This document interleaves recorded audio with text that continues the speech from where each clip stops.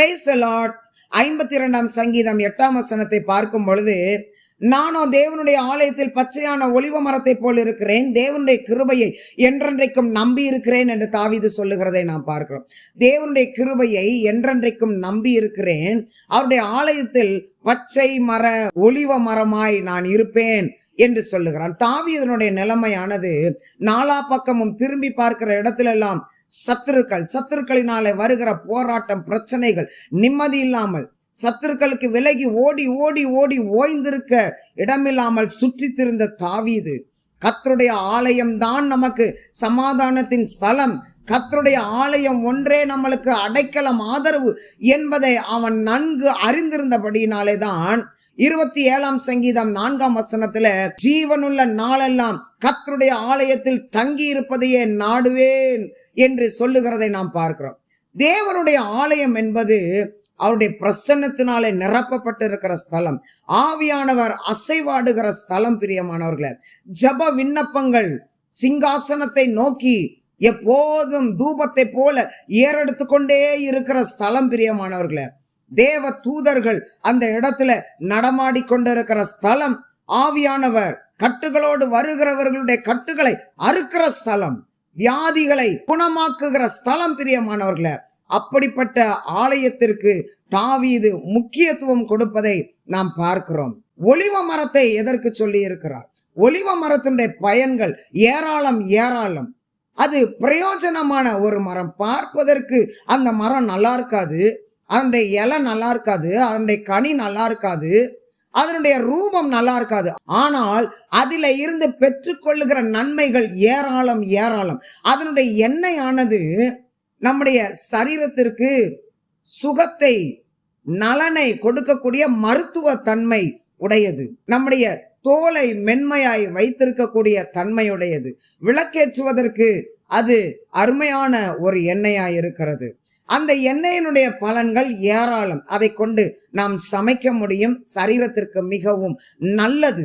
அதனுடைய கனிகள் புசிப்பதற்கு நல்லது. எல்லா மரமும் காய்ந்து போனாலும் கூட இந்த ஒலிவ மரம் மாத்திரம் என்றைக்குமே காய்ந்து போகாத ஒரு தன்மையை உடையது. பிரியமானவர்களே, இந்த ஒலிவ மரம் நூற்றுக்கணக்கான ஆண்டுகள் அப்படியே நிலைத்திருந்து மிகுந்த கனிகளை கொடுக்கக்கூடிய ஒரு மரமாய் இருக்கிறது. ஆதலால் தான் தாவீது சொல்லுகிறான், இந்த ஒலிவ மரத்தை போல நான் கர்த்தருடைய ஆலயத்திற்கு மிகுந்த பிரயோஜனமுள்ளவனாய் இருக்க வாஞ்சிக்கிறேன் என்று சொல்லுகிறான்.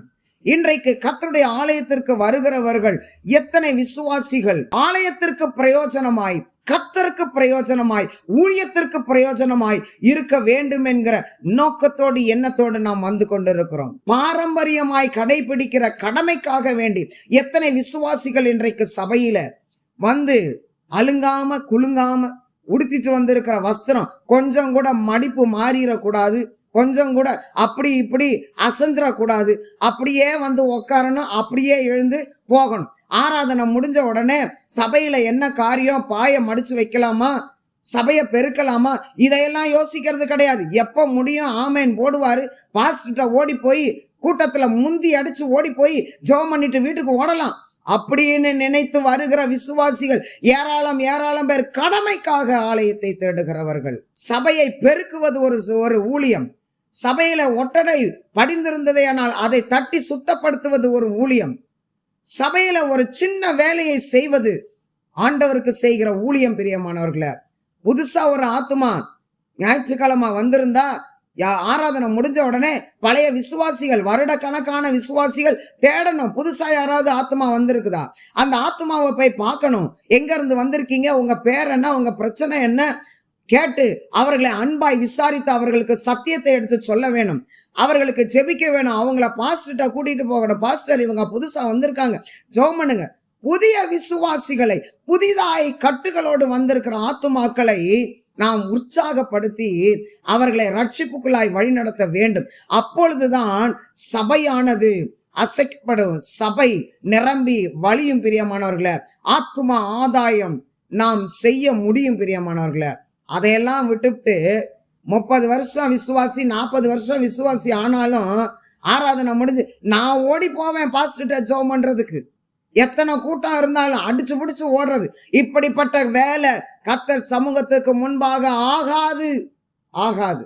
எழுப்புதலை எப்படி நாம் பார்க்க முடியும் பிரியமானவர்களே?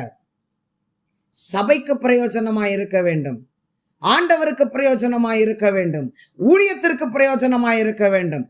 ஊழியக்காரனுக்கு பயந்து சபைக்கு வர வேண்டிய அவசியம் இல்லை. கர்த்தருக்கு பயப்படுகிற பயம் நம்முடைய இருதயத்தை ஆளுகை செய்யுமே. ஆனால் எல்லாவற்றிலேயும் நாம் பிரயோஜனம் உள்ளவர்களாக, ஆண்டவரை திருப்திப்படுத்துகிறவர்களாக நாம் காண்போம் பிரியமானவர்களே. அப்படி நாம் நடந்து கொண்டோமே ஆனால் கர்த்தர் கொடுக்கிற ஆசீர்வாதத்தை நாம் பெற்றுக்கொள்ள முடியும். தேவன் தாமே நம் ஒவ்வொருவரையும் அளவில்லாமல் ஆசீர்வதிப்பார். ஆமென்.